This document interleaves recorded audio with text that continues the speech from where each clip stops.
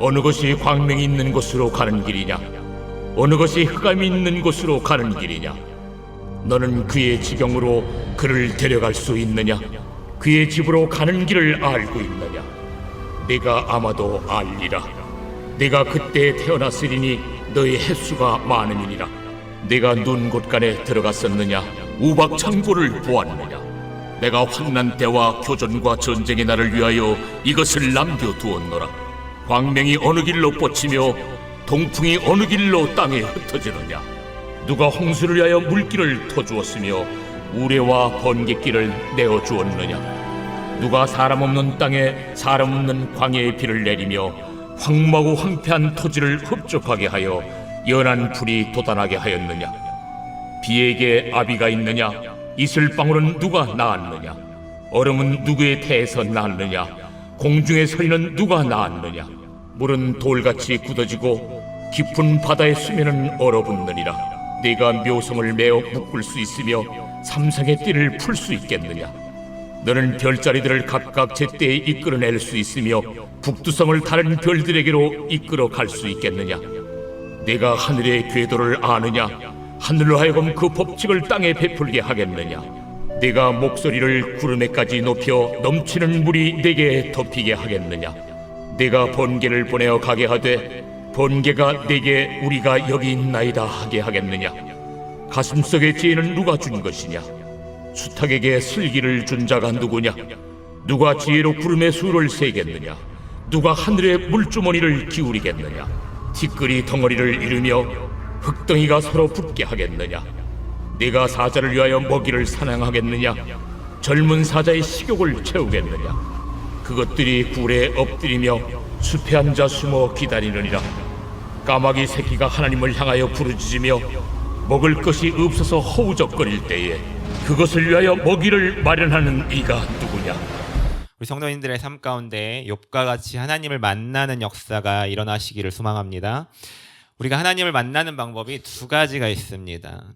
먼저는 하나님을 간접적으로 만나는 건데, 성경 속에 계신 이 하나님을 내가 만나거나 아니면 누군가가 만난 이 하나님의 이야기를 전해 듣는 것과 같이 이 간접 경험을 할 수가 있습니다. 그러면 하나님은 이런 분이구나, 하나님의 성품은 이렇구나, 하나님은 사람들에게 이렇게 역사하실 수도 있구나, 이렇게 같이 내가 귀로 듣고 하나님은 어떤 분이겠거니 하고 이렇게 추측할 수 있는 우리가 이런 상상의 이미지들을 그려내게 됩니다. 신앙생활을 하는 거의 모든 사람들이 먼저는 이렇게 하나님을 간접적으로 만나게 됩니다. 특별하게 이렇게 직접적으로 계시하듯 하나님을 만나게 되는 경우는 굉장히 드뭅니다. 대부분의 사람들이 누군가에 의해서 이 하나님에 대한 이야기를 들은 뒤에 교회로 오게 되고, 그러므로 하나님을 알게 되고 그 다음에 하나님을 믿게 되는 경우가 많습니다. 그럼 또 한 가지 하나님을 만나는 방법 중에 하나는 하나님을 직접적으로 만나는 경우입니다. 내가 익숙하게 들어왔었던 성경 속에서 하나님을 만난 역사적 인물들과 같이, 그런 사건들과 같이 나의 삶 속에서 직접적인 하나님의 임재가 이루어진 경우가 이에 해당합니다. 즉, 나의 삶에서 하나님을 만났다라고 실제적으로 고백할 수 있는 사건이나 아니면 영적인 체험을 의미합니다. 이렇게 하나님을 직접 만난 분들은 말로 표현하기 어려운 이 엄청 복잡한 감정을 가지게 됩니다. 나와 비교할 수 없고 나와 차원이 다르고 계속해서 내가 상상해왔던 그 상상을 아득히 뛰어넘는 초월적인 존재감을 느끼며 나의 삶에 무언가 가득 채워지는 것을 경험하게 됩니다. 하나님을 만나는 것을 한 번이라도 경험한 사람은 끊임없이 하나님을 만나기 위해 하나님 앞에 나아가려고 애씁니다. 하나님 앞에 나아가는데 불필요한 모든 것들을 하루하루 버려내게 됩니다. 실제적으로 하나님을 만난 사람과 만나지 못한 사람의 이 신앙생활은 굉장히 큰 차이가 있습니다. 간접적으로 하나님을 아는 사람들은 대부분 세상과 이 하나님을 선택해야 할 때 세상과 타협하는 모습들을 보여줍니다. 교회는 다니지만 교회에 다니는 이유가 다 제각각입니다. 사람들을 만나기 위해서 나오는 사람, 좋은 이야기를 듣기 위해서 나오는 사람, 마음이 편하고 싶어서 나오는 사람, 무언가 목적이 있어서 나오는 사람. 즉 많은 이유들을 가지고 이렇게 교회로 나옵니다. 이런 분들은 하나님을 만나는데 우선순위가 있는 것이 아니라 세상에서 자기 이익이 우선순위가 되고 그 무엇보다 내가 중요한 사람들입니다. 그런데 하나님을 만난 사람은 이 모든 것이 뒤바뀝니다.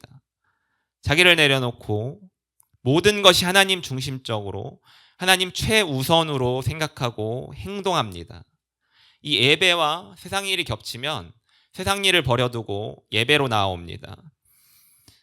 그 무엇보다 하나님을 만나는 일에 힘쓰고 하나님을 소망하며 나아갑니다. 하나님을 향한 온전한 신뢰의 모습으로 그 어떤 상황 가운데 내가 처하더라도 하나님만을 바라보게 됩니다. 이 욥기 38장에서부터 41장까지 드디어 이 욥에 대한 하나님의 응답을 보여줍니다. 구약 어디에서도 이렇게 길게 하나님의 응답하신 경우가 없습니다. 하나님께서 말씀하신 것만으로도 욥에게 굉장히 큰 위로가 됩니다. 욥의 친구들도 그리고 엘리후도 모두 다 욥에게 하나님이 응답하지 않을 거라 그렇게 이야기했지만 그 모든 것을 뒤로한 채 하나님께서 욥에게 말씀하시는 모습을 지금 보여주고 있습니다. 하나님은 이 하나님의 창조에 대해서 사람이 할 수 없는 일들, 그런 일들을 지금 물어보고 계십니다. 본문 22절에 보시면 내가 눈 곳간에 들어갔었느냐 우박 창고를 보았느냐. 지금 욥이 살고 있는 이 고대 근동 지방은 눈을 본다는 것은 굉장히 어려운 일이었습니다. 우박 또한 그렇습니다. 육신을 가진 인간이 할 수 없는, 정말 하나님밖에 하실 수밖에 없는 그런 일들을 지금 하나님은 욥에게 이야기하고 계신 것입니다. 하나님께서 욥에게 수없이 많은 질문들을 하는 이유는 우리가 모르는 것을 가르쳐 주시기 위함이 아닙니다. 바로 하나님께서 하나님 되심을, 하나님께서 이 모든 것들을 만드셨음을 지금 욥에게 말씀으로 보여주고 계십니다. 서로 하나님께서 창조에 대한 모든 부분을 우리에게 설명해 주신다 해도 우리는 알아들을 수가 없습니다. 이해할 수가 없습니다. 그 안에 어떠한 신비가 있는지 우리의 머리로는 도저히 이를 알 수가 없는 겁니다. 이와 같은 광대함을 여러분들이 느끼게 된다면 나 중심적인 이런 생각들을 다 내려놓게 됩니다. 나의 보잘것없음을 알게 되었을 때 하나님만을 의지할 수밖에 없는 존재임을 우리는 알게 됩니다. 내가 하는 모든 행동들이 하나님 앞에서 너무나도 작고 보잘것없음을 우리는 알아야 합니다. 그러므로 하나님을 향한 온전한 믿음과 그리고 신뢰의 관계 속으로 들어갈 때 비로소 하나님께서 일하시기 시작합니다. 많은 사람들이 하나님을 믿는다고 하지만 이처럼 세상을 창조하신 광대하고 무한하신 하나님을 잘 믿지 않습니다. 그냥 나보다 조금 더 뛰어난, 나보다 조금 더 능력이 있으신, 내가 뭘 하다가 막히면 그 부분을 해결해 주실 수 있는, 나의 곁에서 이런저런 훈수를 두시는, 갈림길에서 선택에 도움을 주시는 이런 부분들을 생각하지만 절대 그렇지 않습니다. 하나님은 우주 만물의 법칙을 만드시는 분이며 그 모든 것을 운행하시는 분입니다. 우리의 인생에서 정말 이해할 수 없는 고난, 답이 없는 상황들을 만날 때가 있습니다. 그럴 때 우리는 계속해서 기도합니다. 하나님, 나에게 왜 이런 상황을 허락하셨습니까? 내가 무엇을 잘못했습니까? 내가 무엇을 해야 합니까? 그럴 때 하나님은 우리에게 해답을 주시지 않습니다. 해답보다 크신 하나님, 문제보다 크신 하나님께서 우리에게 찾아와 주셔서 하나님의 광대하심을 바라보게 하십니다. 하나님께서 어떤 능력을 가지셨는지를 우리에게 깨닫게 하십니다. 하나님께서 지금까지 무슨 일을 행하셨는지를 알려주십니다. 그렇게 내가 하나님 안으로 들어가게 될 때 내가 무엇 때문에 고민했는지, 어떤 고난을 받았는지조차도 잊게 되는 역사가 일어나게 됩니다. 제가 설교를 준비하다가 이 교회 오빠라는 이 영화를 찍은 이 이관희 집사님의 이야기를 접하게 되었습니다. 그리고 KBS 스페셜 알미라는 다큐멘터리에도 출연하셨고 교회 오빠라는 책도 출판하셨습니다. 그런데 이분의 인생이 정말 말로 표현하기 어려울 정도의 고난의 삶을 살았습니다. 이분과 결혼한 분이 이 오은조 집사님이란 분인데, 이 이관희 집사님은 이 오은조 집사님의 오빠에게 과외를 해주러 온 과외 선생님이었다고 합니다. 그러다 보니 이 집사님을 좋아하게 되었고, 대학교 때 잠깐 사귀었다가 헤어지고, 그 이후에 10년이 지났는데, 10년이 지난 이후에 이 운명의 장난처럼 두 분께서 이렇게 결혼을 하시게 되셨다고 합니다. 그렇게 행복한 결혼 생활을 하던 도중에 임신을 하고 또 딸아이를 출산하게 되었습니다. 그렇게 산후조리원에 가서 매일매일 남편이 찾아오고 남편과 함께 자고 서로의 미래를 그리며 이 부푼 꿈들을 안고 계속해서 자기의 미래 생활을, 미래 결혼을, 그런 계획들을 꿈꿔오고 살아가고 있었습니다. 그런데 산후조리원에서 나오고 얼마 되지 않아서 이 남편인 이관희 집사님이 갑자기 배가 너무 아프다고 하면서 통증을 참을 수가 없어서 병원 응급실에 실려가게 되었는데, 거기서 굉장히 충격적인 소식을 듣게 됩니다. 자기가 정말 사랑한 남편이 대장암 4기라는 진단을 받게 된 겁니다. 정말 하늘이 무너지는 것 같았고 계속해서 눈물이 흘러나오는 일이었습니다. 그렇게 남편이 대장암 1차 수술을 하고 계속해서 항암 치료를 받으면서 암을 이겨내려고 하고 있는 도중 또 다른 아픔이 닥치게 됩니다. 바로 이 이관희 집사님의 어머니께서 자기 아들이 암에 걸린 것에 대해서 그런 상심 그리고 두려움에 스스로 목숨을 끊게 된 겁니다.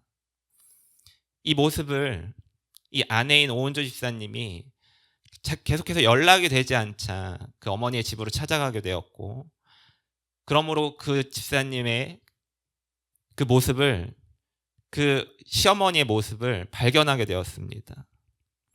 그 이후에 이렇게 여기저기 연락을 돌린 뒤에 그 남편인 이관희 집사님이 오셔서 그 어머니의 눈을 감겨드리면서 그 집사님이 이렇게 기도합니다. 주님, 주님께서 허락하신 이 암이라는 병도 저는 축복으로 여기고 있습니다. 제 육과 영을 깨끗이 고치려는 것임을 알고 있습니다. 제가 욥보다 더 강한 믿음으로 주님만을 사랑하는 제 마음은 변하지 않을 것입니다. 그런데 주님, 저의 첫 번째 기도 제목은 저의 엄마에게 마음의 평안을 허락해달라는 거였는데 어찌 제 기도를 이렇게 응답하십니까? 주님, 제 믿음을 시험하지 마세요. 자기 암 진단에도 이분은 울지 않았지만 어머니의 죽음 앞에 무너지며 눈물을 쏟아낼 수밖에 없었습니다. 그렇게 어머니의 장례를 치른 이후에도 이 고난은 끝나지 않았습니다. 이 아내인 오은주 집사님이 산후통으로 알고 계속해서 진통제를 먹으면서 잠이 들기를 수개월 동안 했지만 이 통증이 나아지지 않아서, 통증이 계속해서 더 심해져서 진통제로는 이게 잘 안 되자 병원에 가서 이렇게 진찰을 했는데 피검사를 해보니까 이런저런 수치가 좋지 않아서 정밀검사를 진행했고 혈액암 4기의 진단을 받게 된 겁니다. 남편도 암에서 이 생사의 갈림길에 서 있는데 아내도 암에 걸려서 이 항암 치료를 받게 되고 똑같이 생사의 갈림길에 서게 된 겁니다. 이 모든 것이 불과 아이를 낳고 1년도 채 지나지 않아서 벌어진 일들입니다. 하지만 이 이관희 집사님은 이와 같은 고난의 시간을 통과하면서 욥기를 읽고 또 읽고 묵상하면서 끝까지 하나님을 원망하지 않았습니다. 마지막 순간에도 하나님을 바라보고 오직 말씀을 의지해서 모든 것을 감사로 받아들이고 이 믿음을 끝까지 지켜냈습니다. 3년이라는 투병 생활 동안 말기 암의 통증과 싸우면서도 믿음이 약해지거나 뒤로 물러나지 않고 말씀을 묵상하고 성경 공부를 하고 예수님을 증거하면서 마지막에는 암이 재발하여 천국에 가는 순간까지 이 온화한 미소를 보여주며 떠났습니다. 이분께서 소천하기 일주일 전에 이렇게 이야기를 남겼습니다. 하나님은 눈부신 삶을 사는 사람을 증거로 삼기도 하지만 고통 속에서 주님을 놓지 않으려는 사람도 증거로 삼으신다고. 지금 이 아내인 오은조 집사님은 기적적으로 암이 완치되었고 계속해서 이 땅을 살아가고 계십니다. 이분의 소원은 이 땅에서 하늘에 있는 남편을 돕는 배필로서 주님의 신부로서 자기에게 주어진 소명을 잘 감당하고 이 딸 소연이를 믿음으로 잘 키우고 훗날 천국에서 보고 싶은 주님과 남편을 만나며 수고했다 은주야 라는 말을 꼭 듣고 싶은 소원이 있다라고 간증하셨습니다. 욥기 1장 22절에는 이렇게 나와 있습니다. 이 모든 일에 욥이 범죄하지 아니하고 하나님을 향하여 원망하지 아니하니라. 성도님들은 어떤 환경 가운데 있습니까? 절망할 수밖에 없는 환경 가운데 있습니까? 그럼에도 실수가 없으신 하나님을 신뢰하며 하나님 앞에 나의 모든 환경을 말하며 부르짖고 계십니까? 저와 여러분의 부르짖음에 하나님께서 분명하게 응답하시는 줄 믿습니다. 하나님께서 분명하게 여러분들에게 찾아와 주시는 줄 믿습니다. 정말 광대하신 하나님이 나의 능력을 한없이 뛰어넘는 그 하나님께서 여러분들에게 찾아오시며 곁에 계셔 주실 줄을 믿습니다. 어떠한 상황에서도 하나님을 향한 굳건한 믿음으로 모든 것을 이겨내시는 성도님들 되시기를 축복합니다. 기도하겠습니다. 사랑의 하나님 감사합니다. 나의 모든 상황을 아시며 나와 항상 함께하여 주시니 감사합니다. 나의 안에 하나님을 향한 믿음이 흔들리지 않게 하시며 오직 주님 앞에 나의 절망을 고통을 내려놓게 하시고 주님께서 주시는 힘으로 승리하게 하여 주옵소서. 예수님의 이름으로 기도합니다. 아멘.